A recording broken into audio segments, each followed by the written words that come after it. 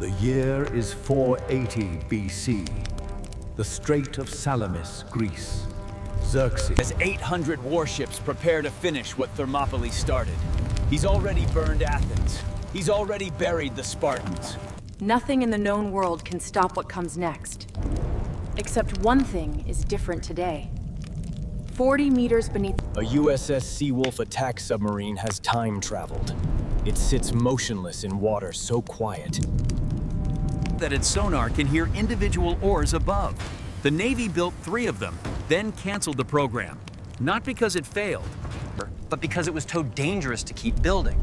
So what if a nuclear submarine fought Xerxes' Persian fleet? Now, before you say, let's add some things to make this scenario more interesting. Let's remove the fear factor on Xerxes' army side. Fearless soldiers who face danger no matter what it is. Also, consider the location of the battle. Salamis is essentially a bottleneck. A 40-meter-wide narrow strait, which is not ideal for the USS Seawolf to fight in. 353 feet long, 9,100 tons submerged, powered by a nuclear reactor that doesn't care whether it's 480 BC or 2026, designed to dive past 800 feet and hunt in the deep Atlantic. Today, it's crawling through a Greek strait at 40 meters. It moves at over 25 knots underwater, and at cruising speed, produces less noise than the ocean itself. Persian scouts will find nothing. There is nothing to find. 8 torpedo tubes loaded with 50 Mk-48 AD-cap torpedoes. Every slot dedicated to ship killing. Each torpedo is wire-guided initially, then self-guiding via onboard sonar. No GPS, no satellites, no external systems. The Seawolf navigates by inertial guidance through pure mathematics. Every modern convenience that might fail in 480 BC is one it was already designed. The Ain't Aegean, no cargo ships, no diesel engines, no industrial noise, is the quietest environment this submarine will ever experience. But every ship the Seawolf sinks drops wreckage to the bottom of a 40 to 80 meter strait.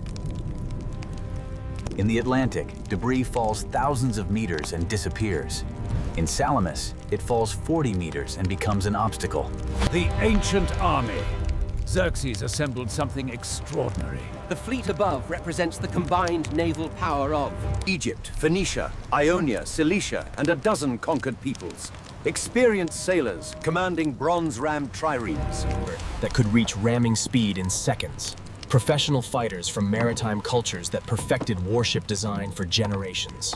Xerxes himself built a second bridge across the Hellespont after storms destroyed the first. His doctrine is built on making the impossible irrelevant. Through sheer scale, no amount of competence in 480 BC produce a concept of underwater warfare. His admirals can read wind and current. They cannot prepare for a threat beneath the surface that makes no sound and leaves no trace. But Xerxes has something the submarine doesn't. A hillside view of the entire strait, 800 ships to spend, and the mind of a man who bridges oceans when they get in his way. The hunt. Xerxes retires at dusk. His fleet holds position overnight. The battle is set for morning. At 2 a.m., the Seawolf appears in the strait. The AN/BSY-2 combat system has spent hours cataloging the formation. Hundreds of acoustic signatures sorted by size and behavior. Command vessels at the center. That's where it starts. The first Mark 48 runs at shallow depth, wire-guided, then locks on via its own sonar. The Persian flagship never generates an alarm. There is nothing, and then it erupts from underneath. The 2 vessels alongside take the pressure wave and list immediately. Chaos built on silence. Captains shout for information nobody has. Ships cluster for protection, becoming denser targets. The Seawolf repositions between shots, and the silence between explosions is worse than the explosions themselves. By dawn, 25 torpedoes expended, over 80 ships gone. The strait is filling with wreckage. For 5 hours, the battle has been entirely one-sided.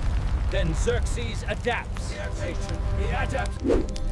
He doesn't understand what's attacking, but he understands 3 things. The threat is in the water, it's invisible, and it operates in burst. Phoenician squadrons spread across the western exit, hulls nearly touching, anchored in place. Cilicians close the eastern exit. The strait has 2 ways out. Xerxes just blocked both. Not with weapons, but with mass. Second, pairs of ships drag weighted nets and anchor chains between them, sweeping the strait. Ancient navies used harbor chains routinely. The technology exists, the sailors know how.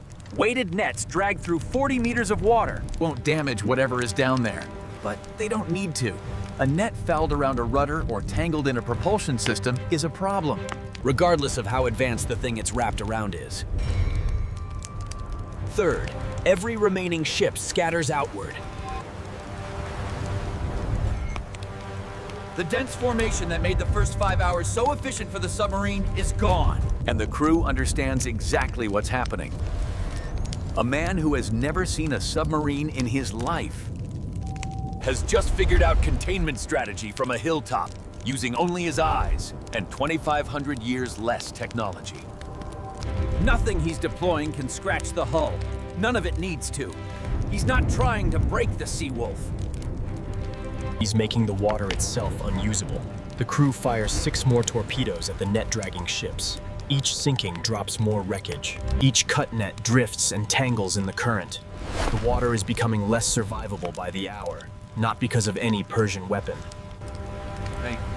But because of the physics of fighting in a shallow strait against an enemy with 800 disposable ships. Exits blocked by packed hulls, the submarine commander makes the call. Full speed ahead!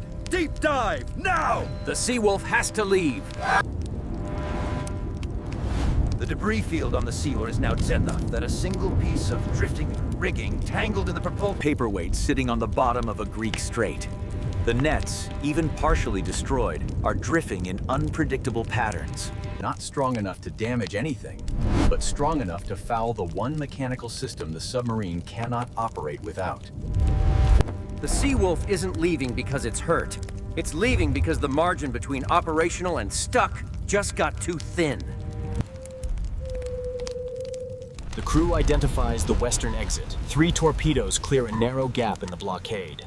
It replaces floating wood with sinking wood, creating denser wreckage at the exact depth the submarine needs to pass through. The hull can take the contact. The propulsor can't take the tangle. The Seawolf pushes through at 6 knots, barely. Persian sailors on the blockade ships hear something massive moving beneath them. They don't know what it is. They never will. The Seawolf clears the strait and descends into open water. 16 torpedoes remaining, undamaged, but staying nearly cost everything. Over 120 Persian ships are gone. The command structure is shattered. But 680 survive, enough to regroup.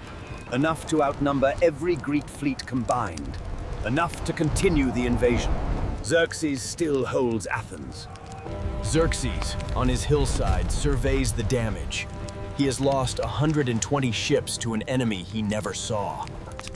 But he contained it. He forced it out, not by overpowering it, not by damaging it, but by turning a shallow strait.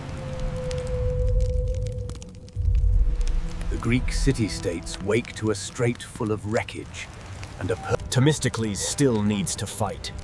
Greece is still in danger. And somewhere beneath the Aegean, Open ocean! The Battle of Salamis isn't over. It just moved to deeper water.